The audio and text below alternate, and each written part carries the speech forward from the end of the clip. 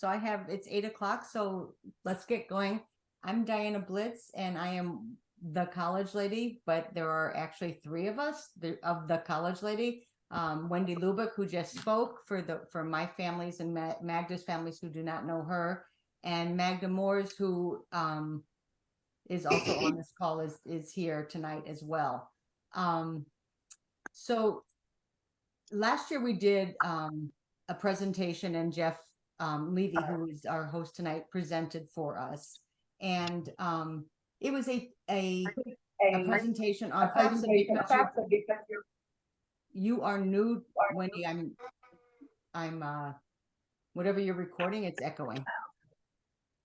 I'm muting everybody who could have been muted. Okay. Anyway, so last year we did FAFSA because every year that with our students, we have new families, of course, and often our kids are the first kids to go to college. And so everybody needs information on how to complete the FAFSA and who completes the FAFSA and all the questions. This year is unique because legislation has mandated the Department of Education revise the FAFSA, and it is in the process of being revised. A few years ago, the FAFSA used to come out January 1st. And as you know, students who applied for early action or early decision, those applications are often due around November 1st, would hear from schools but not receive financial aid packages because the FAFSA was not even due until January, was not even available till January.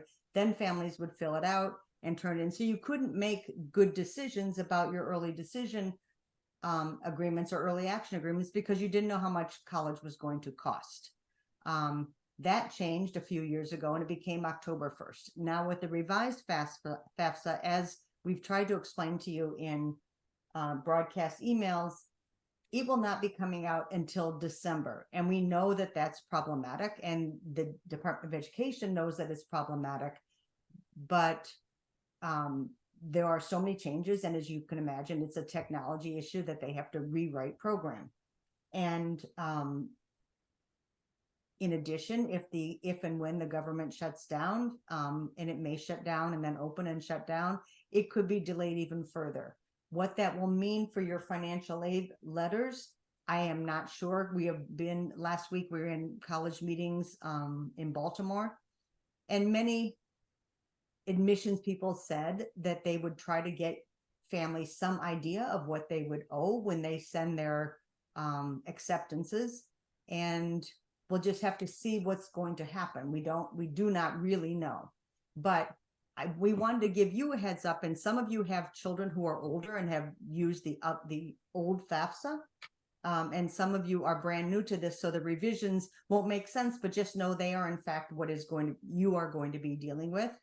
So I'm going to introduce Jeff, who is can come on the screen. I don't know if you're coming, and I'm going to back up. Jeff Levy is an independent educational consultant like we are. In addition, he is a financial aid guru specialist, and also does that professionally. I mean, people hire him to help them through the financial aid process and financial, because there are a lot of questions that are more complex that he can handle quite well. And he actually teaches mini courses to people like me on financial aid that so many people in our profession have enjoyed from him and learned.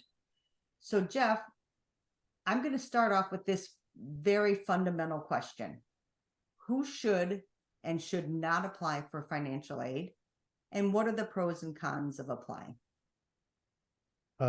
Happy to answer that in just a second. But first of all, I want to thank you, Diana, and Wendy and Magda for inviting me tonight. I always enjoy speaking to families about this complicated topic, mostly because I was one of you not too many years ago.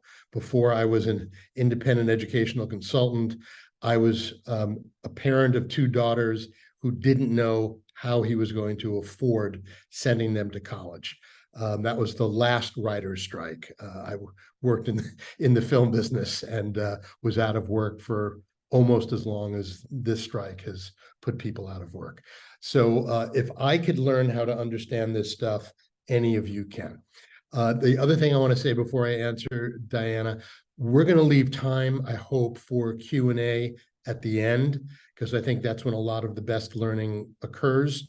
So I'll try to keep my answers relatively short. And folks, if you have any questions at all, hopefully we'll be able to leave 15, maybe 20 minutes at the end for Q&A. All right, to get to your question.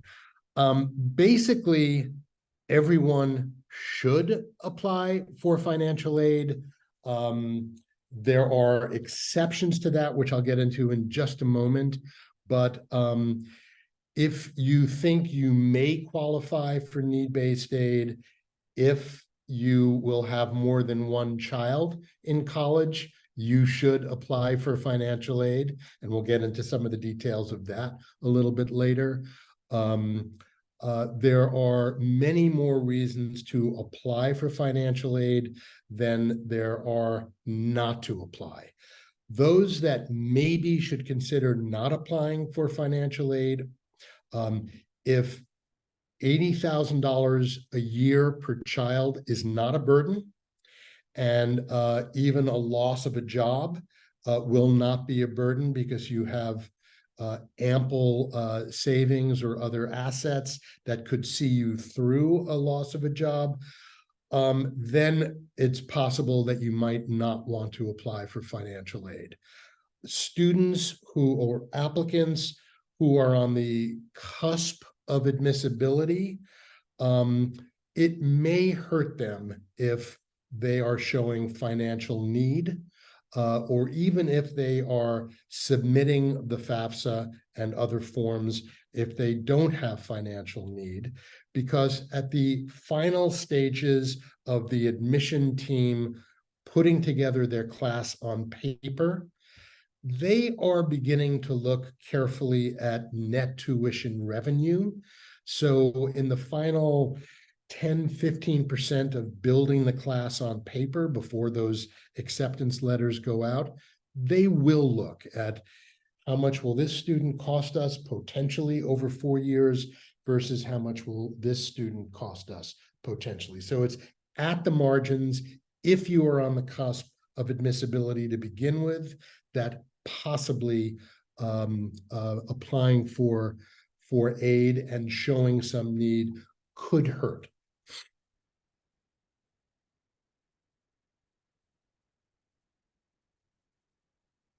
You're muted, Diane.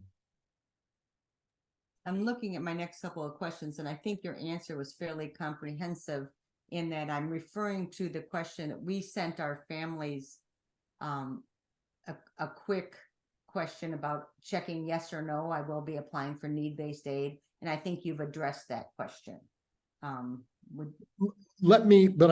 It's a really common question. That question on the Common App or other applications addressed to the applicant, not to the parents. Do you expect to apply for need-based financial aid? It's really important that the applicant answer that accurately and, of course, truthfully. And here's why. If they say, no, I'm not applying for need-based financial aid, and the financial aid office receives the FAFSA or other forms, one of three things can happen. One, the financial aid office contacts you and they're already overworked, and boy, are they going to be overworked this year. It forces them to contact you to say, well, which one is it? Are you not, or are you? Second thing that could happen is they might, if they receive your FAFSA, they might ignore the applicants saying, I do not intend to apply for financial aid, and go ahead and process your FAFSA as if you are. Third thing that could happen, out of your control, they may do the opposite. They may say, well, they said, no, not applying for financial aid, and they may ignore your FAFSA. So at least insofar as it applies to institutional aid. They can't ignore it for federal aid, but most families do not qualify for any grant money from the federal government. So it's just really important not to send out mixed messages and to make sure that if the child checks no, that you do not follow up and send in the FAFSA. It's confusing. You're muted. You should just, you can remain unmuted. I don't think you're making it. So just to make it a little bit murkier, Jeff, I'm a family. I'm confident that the sticker price of the college is not a financial burden to me, and there will be no significant financial hardships during my child's undergraduate years. And so there's no reason for me to submit the FAFSA or the CSS profile. So should wealthy families say no, I do not intend to apply for aid, just directly. And is it possible to say yes to some colleges and no to others? Absolutely. So it's totally up to the family which colleges they list on the FAFSA and which colleges they list on the CSS profile. It will only go to the colleges that you list.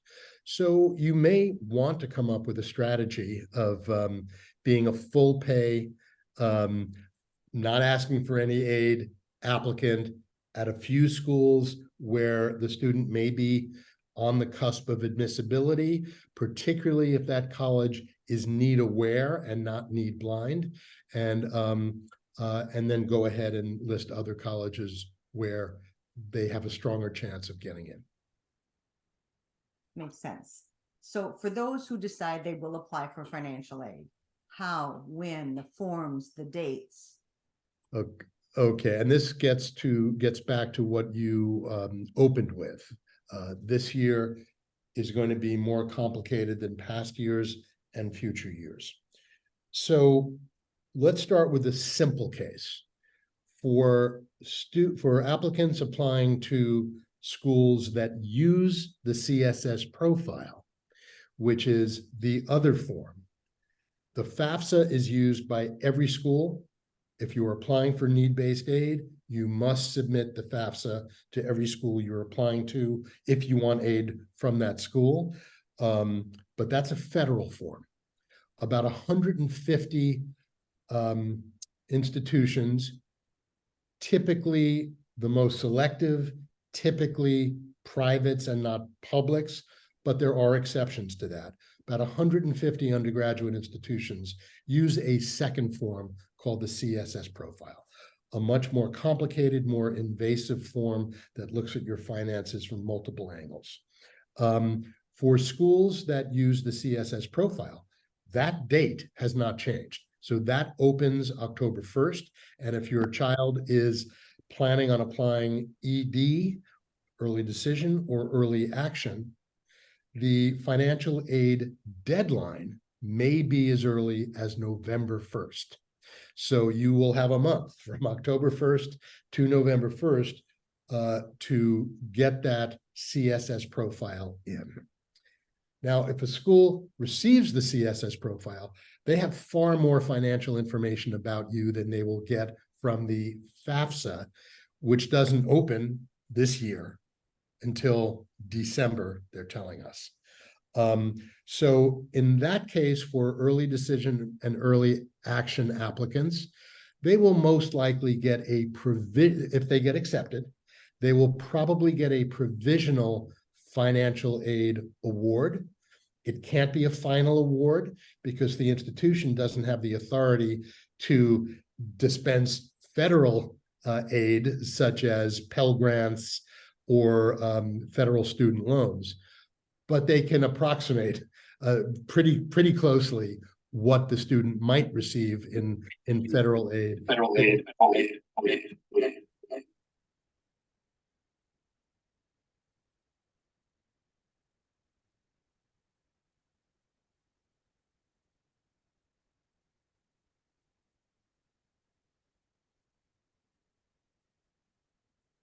Wow. I don't know what happened there. Somehow I got muted. for those schools using the CSS profile, it will not be a problem getting the financial aid and a provisional financial aid award. The problem comes in with those schools that only use the FAFSA, which is most schools. They're still going to have their same early decision and early action application deadlines, but their financial aid deadline is going to be pushed into January, the earliest. So your child may receive an acceptance, but it may be several months before they get a financial aid award. There is no world in which an ED applicant is going to be forced to commit without first seeing their official financial aid award. So don't worry about that. Okay. Let's move into some of the changes, the revisions in the FAFSA that's coming out. And let's start with siblings. Okay, so there are a bunch of changes. Siblings, so by law, the federal form can no longer take into account the number of siblings in college at the same time. So up through this past year, it was a big advantage to have multiple siblings in college at the same time, because once they calculated the student's expected family contribution based on the parents' income and assets, if there were 2 kids in college at the same time from that family, each of them would have their EFC divided in half, divided by 2. So the total equaled, for 2, roughly equaled what it would cost to send 1 kid, what it would cost the family to send 1 kid to college. To me, that made sense, because the FAFSA and CSS profile methodologies, the formulas underneath them, they're just a measure of how much a family can afford to pay based on their income and assets. Folks, please keep yourselves muted. Very, very important. Thank you. That changed. They've done away with the division by the number of students in college for the consideration of federal aid. The question will still exist on the FAFSA. It's not part of the underlying formula, but the information is still there. So for those thousands of colleges that only use the FAFSA, they can take that into account if they choose. And I've already read that some colleges have announced that they are not going to change their policy. Other colleges, frankly, will change their policy, and it will become more expensive in terms of getting less total institutional aid. Let me put it another way. If there are 2 kids in college, it won't be like it was at many colleges where each child divides the expected family contribution in half. It will be something more expensive than that. So a lot of this is just up in the air and we don't know. Shall I move on to some of the other changes? Yes, why don't we go on to divorced families? Okay. And then contributors. Up until this year, in the case of a divorce or legal separation, the parent responsible for filling out their financial information on the FAFSA was the parent with whom the student spent more time in the year to date. That parent was called the custodial parent, the other parent called the non-custodial parent. That has changed on the FAFSA. It is now going to be the parent who provides more financial support to the child. So that will complicate things a little bit. I don't think there's going to be a great deal of verification of that, but just be aware of red flags. The parent who has provided more financial support will be the one who will be considered the parent contributor. on the FAFSA. Now, the CSS profile isn't changing. The CSS profile, even in the event of divorce or separation, is still asking the student to list both biological parents, any spouses that they have, and the income from both households will still be taken into account. So this change really applies only to those schools that do not use the CSS profile. What was the next question, Diana? More contributors than one? So the new FAFSA has introduced a new term called contributors. A contributor is anyone who has to provide information on the FAFSA. So the student is a contributor. If the student is married, their spouse is a contributor. If the parents are married filing jointly, only one of them will be a contributor. If the parents are separated or divorced, only one of them will be a contributor, the one who has provided more financial support. Am I leaving anything out, Diana, that you're recalling? Well, I think that the clearest answer is that if you file jointly, you are with, if two parents, whether they're a step parent and the parent or the parents are filing jointly, they do not each need to be contributors. But if you are a step parent in the house, then you are a contributor and you're filing separately. Yes, and filing separately, if yes, that is absolutely correct, regardless of what the prenup says. Okay.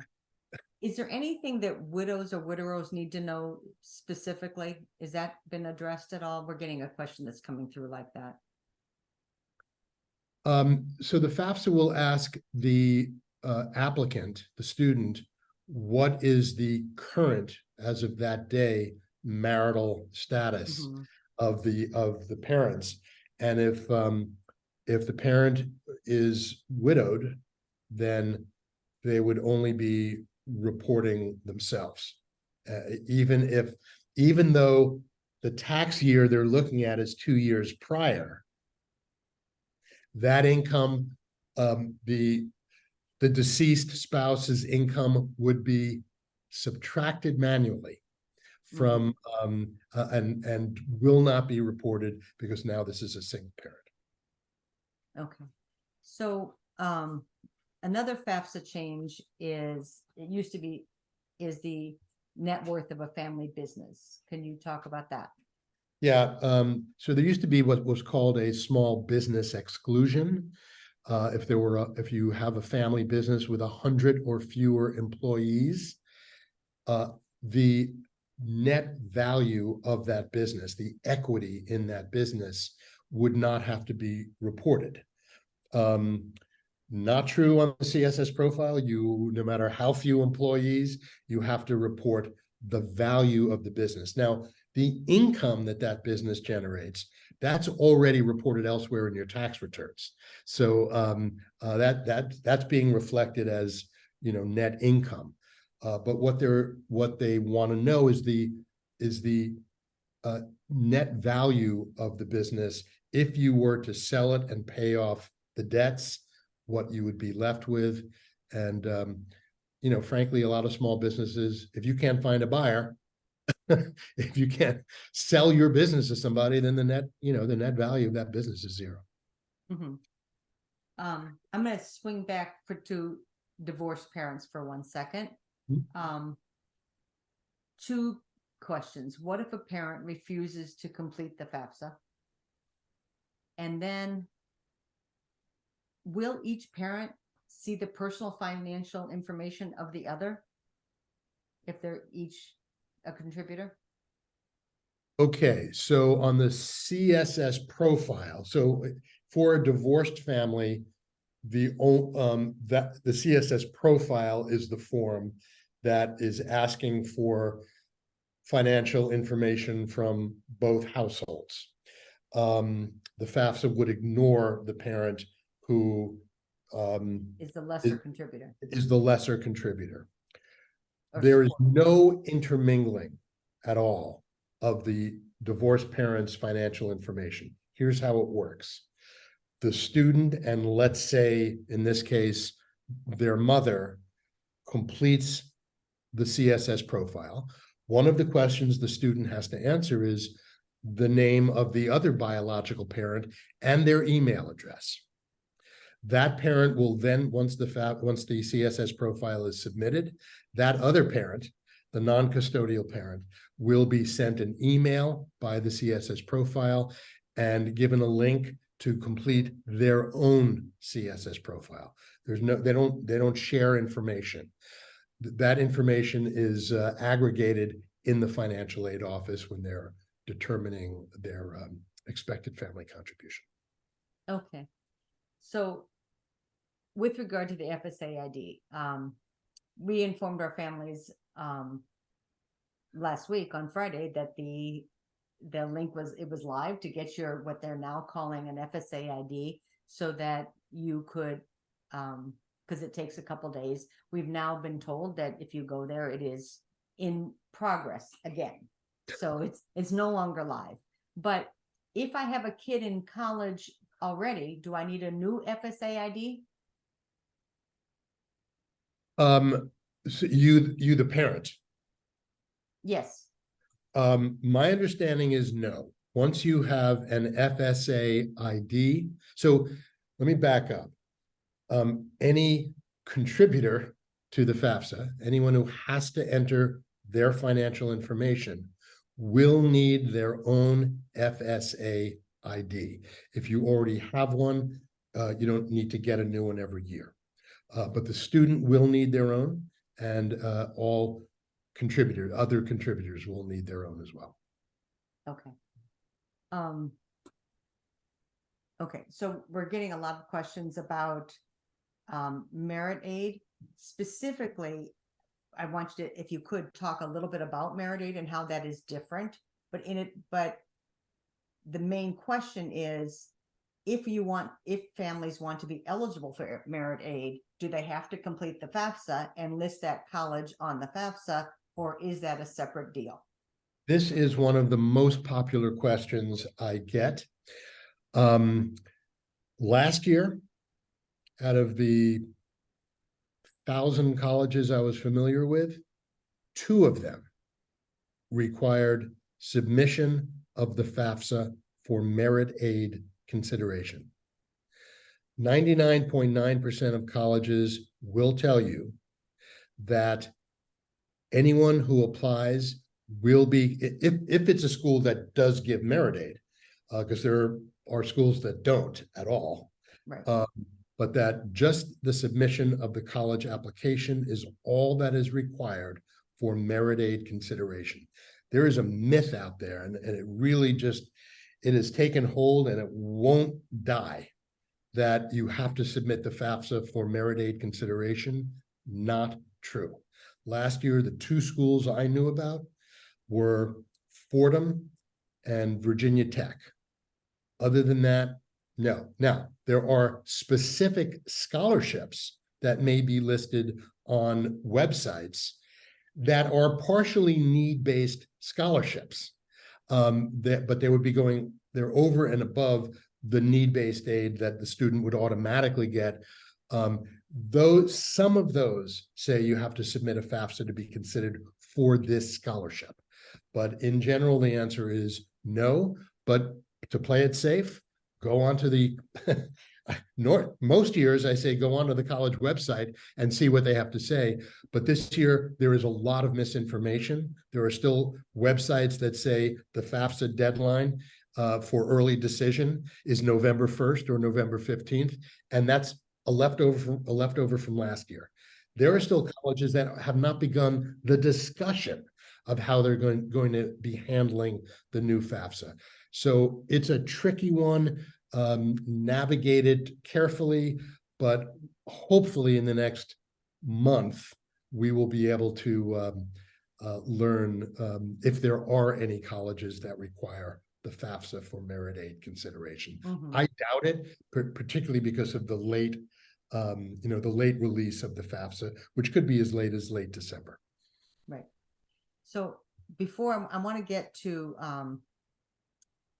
a big question for you, I want to just say we have a lot of DC residents here, and for DC residents who are applying for to state schools around the country, we have, as we talked to you about last year, DC tag, and you have to complete the FAFSA for DC tag. That is a fact.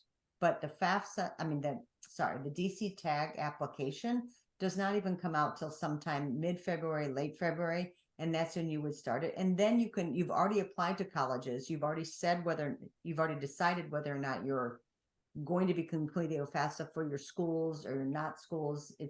And on the FAFSA itself, I will tell everybody, you can list up to 20 schools on the revised FAFSA for, please don't hear that as apply to 20 schools.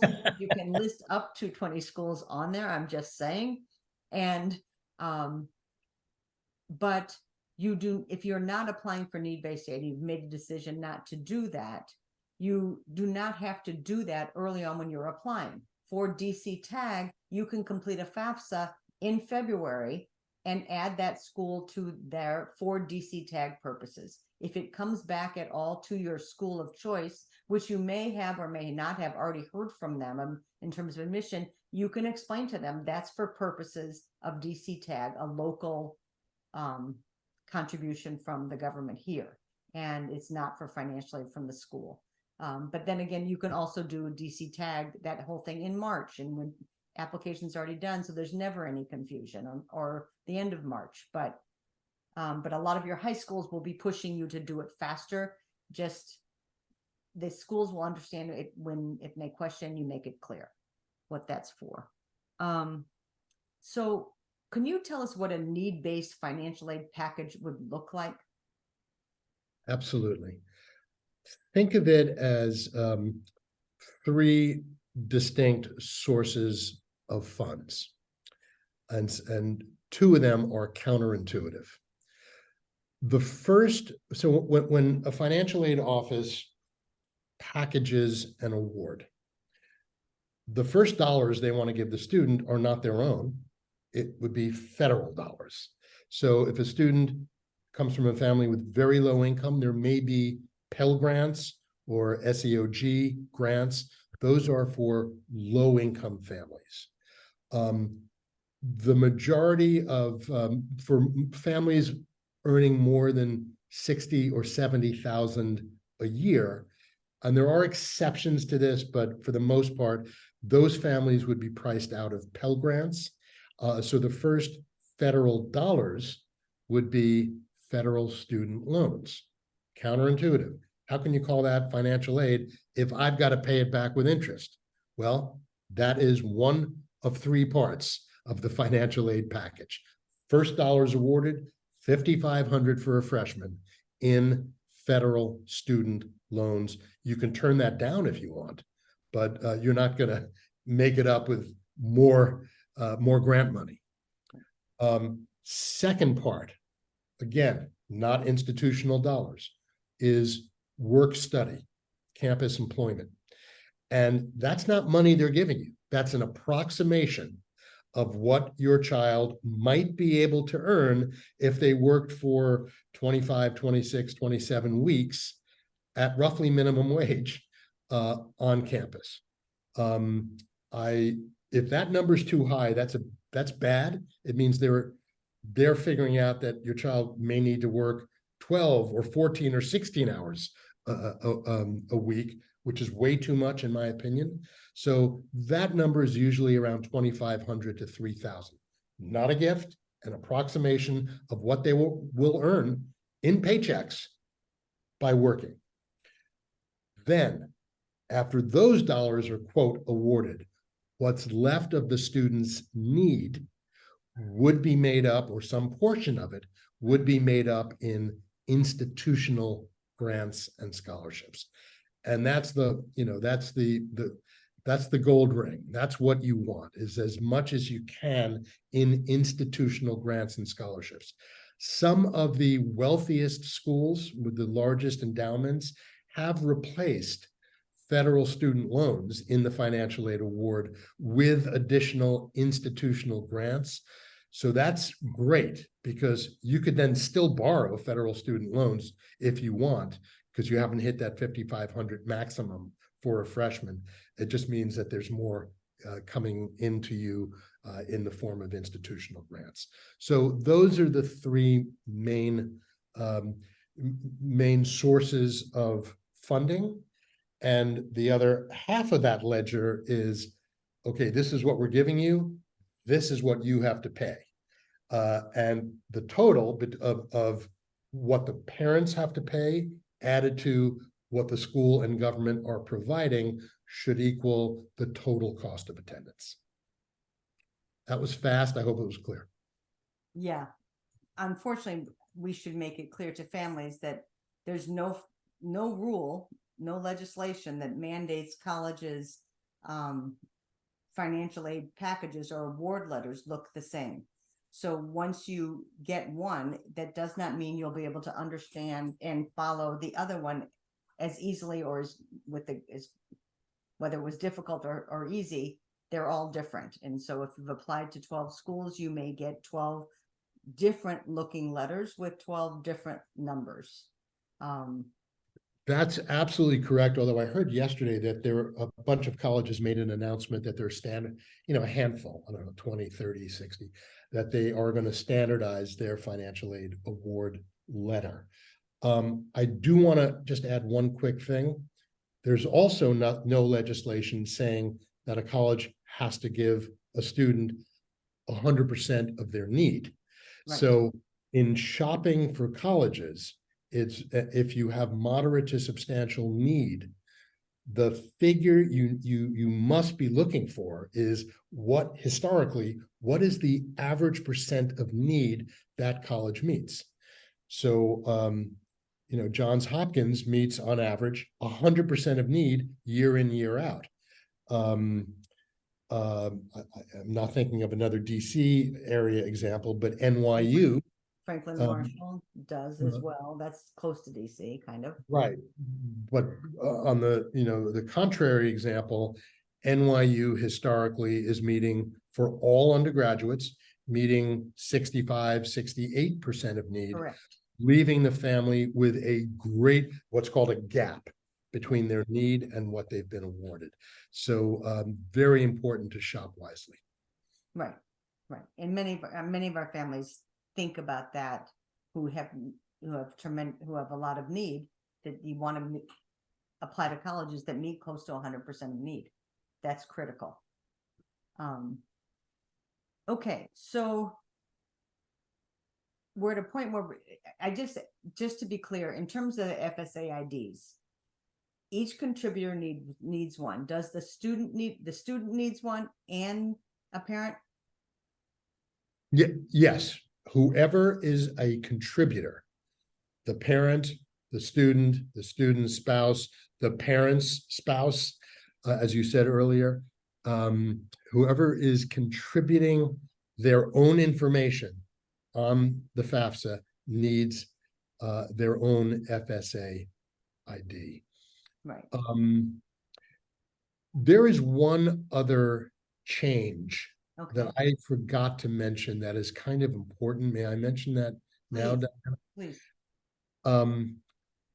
Up until this year, there was always a question on the FAFSA.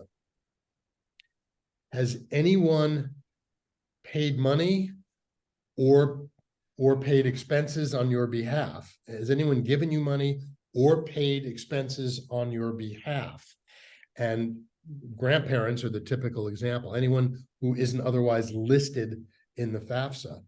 And that was always a problem because that technically is reportable. So if, grandma gave the child 30 grand as a gift to pay for college, that would be reportable, untaxed income on student income on the FAFSA, which gets killed in the formula at a rate of 50%. So that would raise that child's EFC, if it's $30,000, by $15,000 because of that gift. That question has gone away. So it's a gigantic loophole now that families with some generational wealth can certainly help the child out now, and there will be no ramifications in terms of financial aid as there used to be. That's the FAFSA. CSS profile still asks the question, so just be careful. Right.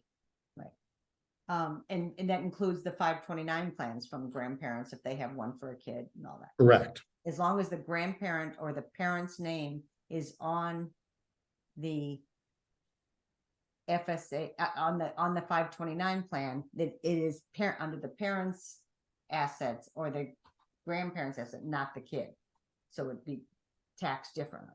Yeah, if someone else other than the parent. So if a parent owns a 529 savings plan, that is reported in the FAFSA, but parent assets, they are penalized at 5 to 5.5 cents on the dollar. So it's always good to save. If you're a parent, always good, because you're only getting penalized a nickel for every dollar. Mm-hmm.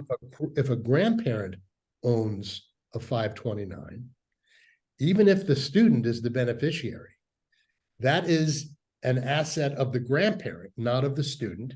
And if they now under the new FAFSA, if they give some of that money annually to the student does not have to report it. Okay. I'm going to go to a question here, Jeff. Yeah. I'm looking into various scholarships and learned that my child's first choice school counts any scholarship money we bring to the table toward the institutional grant amount. Is this a common practice? It's something of a disincentive unless there's no institutional grant offered, right? Great question. Typically, but there is no one way that this is done. But most often, an outside scholarship awarded to a student would first of all reduce dollar for dollar what's called the self-help portion of the financial aid award. That refers to work study and federal loans. So let's say the federal loans are $5,500, which they would be for a freshman. Let's say the work study portion is $2,500. That's a total of $8,000 in self-help in the financial aid award. If this outside scholarship, and they rarely are big, but if this outside scholarship is for $10,000, then $8,000 would be they would wipe out the work study and the federal loans portion, and then they would reduce institutional grants by $2,000. Yeah. So that's tough. It's tough. There are advantages. I mean, it's something of a disincentive. Obviously, it's much better for a full pay family who's not getting any financial aid. That $10,000 now reduces their out-of-pocket cost by $10,000. Correct. Doesn't do that for a family with financial need.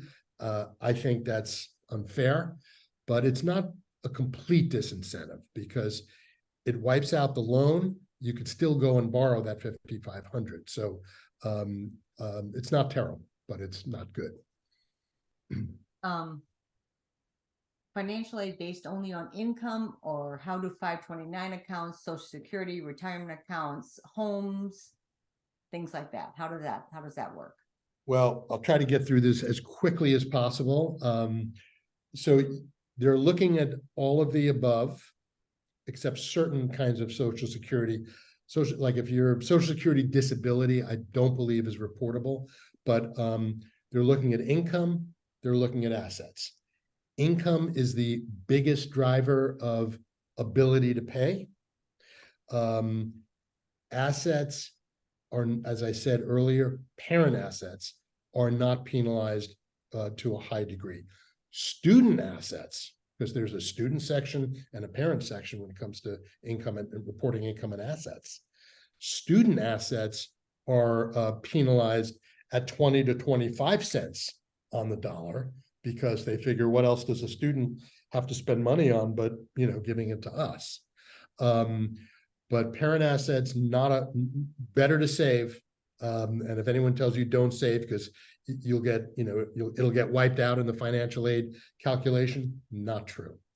So yeah, those are the two main drivers.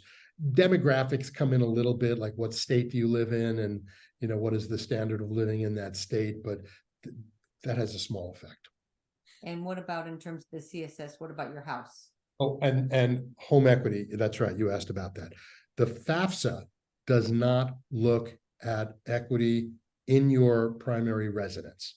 If you have rental properties, yes, that's an asset that's reportable. The CSS profile, you will be listing the equity. They'll ask you a bunch of questions about your primary residence. What did you pay for it when you bought it? What is it worth now? What do you owe on it? And essentially, they're going to subtract what's the balance of the mortgage from what you say it is worth. If you be careful not to red flag that. If you're living in, I know this area, if you're living in Beverly Hills, and you're going to Harvard Westlake, and you're reporting that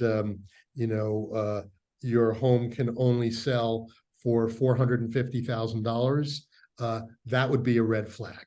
So don't cheat yourself. Maybe look at Zillow, look at a few other, know the comps in your area, then maybe subtract 10% from that, because who knows, tomorrow there can be, a major problem in your area. But that would be, so the equity is determined, and then it gets very complicated what portion of the equity would be considered an asset. Some colleges consider the whole thing, all of your equity, an asset. Some will only look at a portion of it. We don't have the time to get into those details now. Okay. So it looks like we're out of questions. Do you think we need to, are there other changes for the next year that they're already talking about? Is this gonna change again? No, no, this took 20 years to get through Congress, and the stars aligned at a moment in time to get this law passed. There is no way that there might be little tweaks, but there's no way that the FAFSA is going to change fundamentally. No, this is the one where, for better or worse, this is the one we're stuck with. I'll say this, I did go through a demonstration of the new FAFSA. It will be easier to fill out, but that idea that was circulating for months that they're reducing the number of questions from 104 to 36. Right. Not true. If there may even be more questions now, but the experience of filling it out will make it simpler for the most part for most families. Right. I'm looking here. Wendy's telling me that the questions are rolling in, but I don't see them. Well, I can. Earlier you said if you can pay around 80,000 per year, filing a FAFSA and for need-based aid may not be desirable. Is the 80,000 based on your existing savings or based on a discount of your savings? You mentioned 5 cents for each dollar combined with your income versus expenses. All I was saying was, if you're in an income bracket and have substantial assets which make an $80,000 purchase what many private institutions now cost, if that's not a burden for you, if you can come up with that, even if you lose your job tomorrow and can continue to pay that for each of your children for 4 years, then I don't see the point of submitting the FAFSA and the CSS profile. But if that amount of money, if that price tag is a burden, and you're looking around for how to save some money on that, then you should certainly apply for financial aid. Does that answer the question, do you think, Diana? Or It did I does to miss? me, but I'm not sure. I'm guessing he will come back. If it isn't, if parents have 529 accounts for siblings, does that count as an asset for purpose of this year's applicant? Great question, because that just changed. So it used to be, and again, we're talking about the FAFSA now, not the CSS profile. But on the FAFSA, that is another change. And thank you for asking that. They will no longer consider a 529 or any other savings plan for whom a sibling is the beneficiary. So giant loophole, that's all I'll say. That is not, if it's not, if the student who's applying for financial aid is not the beneficiary or the owner of that account, that is not reportable any longer in the FAFSA. CSS profile, yes. Right. Great question. So just to be clear with everyone, if you didn't catch it, you can, the FAFSA is available for any school you apply to. You can apply for need-based aid through the FAFSA. The CSS profile is about 150 schools. So when Jeff is talking about, they may ask you that in the CSS profile, for example, about your home, your assets, your home equity and things like that. That's 150 schools. There are many schools that are FAFSA only schools, not CSS profile. I see another excellent question here. Someone asks, what if the parent's income got slashed in 2023 due to a job loss? How does that get reported? So that's a great question, because when you are applying for financial aid, they're looking 2 years prior at your income. So anyone who is a senior in high school now, who will be starting in college in 2024, fall of 2024, they are looking 2 years prior at your 2022 tax returns, which will, by the way, automatically populate into your new FAFSA. So the question says, well, what if 2023 was terrible? What if my income dropped? Well, that is the best single case for sending a letter of professional judgment, also called a letter of special circumstances. I would quickly follow up submission of the FAFSA and CSS profile with this letter to each of the financial aid offices, explaining, hey, my 2022 income is not a good indicator of my ability to pay. Please take into account the following facts. I lost my job due to no fault of my own in 2023. My year-over-year income, estimating the next 2 months, will be $85,000 compared to $285,000. That gives the financial aid administrator all of the information they need to be able to not use 2022's income and use 2023's instead. But unless they have that information from you, they are forced by rules and regulations to go with 2022. Great question. Someone has asked if you have the money to pay for some of the semesters for a couple of years and you have that saved and you're ready to go, but will run out before graduation. Should we apply for aid now or wait until we're tapped? So again, it depends. About a third of colleges and universities will honor a submission of a FAFSA and or CSS profile for institutional aid, even if you did not submit it as an incoming freshman. But about a third. Another third will say, so now you're submitting the FAFSA. We gave you an admissibility bump when you applied back then because we thought you weren't going to be asking for any financial aid, and we need full pay families like you. We're going to impose a 1-year waiting period on giving you any institutional aid. And then the final third of colleges will say, sorry, we're not going to even consider you for any institutional aid because you did not submit it as an incoming freshman.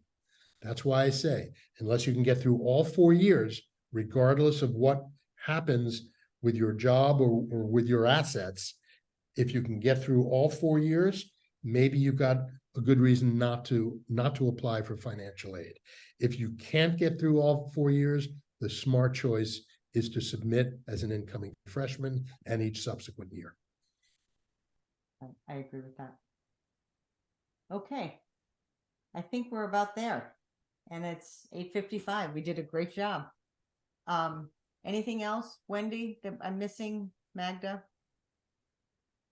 There was a question about high medical costs. Definitely something that should be reported in a letter of special circumstances.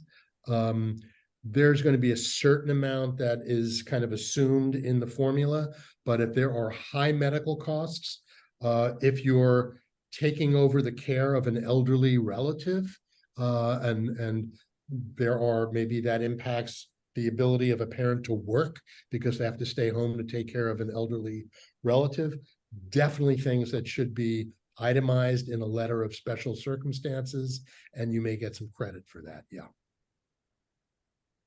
Okay. Anything else? Okay. I'm not seeing anything else coming through. I'm just want to say thank you, Jeff.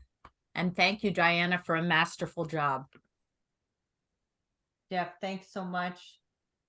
Thanks to everybody who participated tonight. Thank you guys for having me. I really Thank appreciate you, it. Jeff. All right, Jeff. Take care. Good night, everybody.